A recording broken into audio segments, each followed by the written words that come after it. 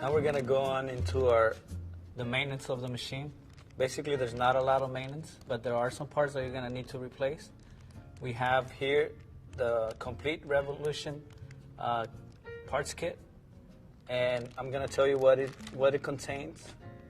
So when you get it, you know if you have anything missing. What it comes with is comes with a belt, which you can see right here. Fix it a little bit better. And then it comes with 7 of these orange grommets. These are the ones that have the groove in them. So it comes with 7 of them and it screws.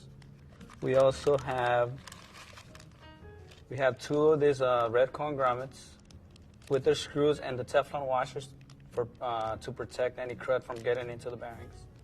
We have that. We also have the blue pulleys, which you see right here, and we have 4 of those. There's the only one. The thing that I really want to point out is that you get 4 of this, and 3 of them come in the bag by themselves, and 1 comes in a bag by itself. And the reason for that is that this one has a special screw that you're gonna use to tighten the tension on your saw. So this pulley you're gonna use for that space on the tension, and that's the one that you're gonna find with the Allen head screw. Okay, so that's that. Then you also have these clear grommets. There's 2 in the machine. There's 1 on the top and 1 on the and 1 will be on the center keel. You really don't need these ones as much as you do the rest of them, but they do come in the kit, so it'd be a good idea to replace them when you get your kit.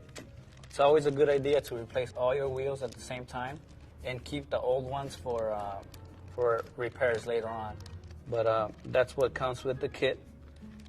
I also want to point out that the belt has a groove,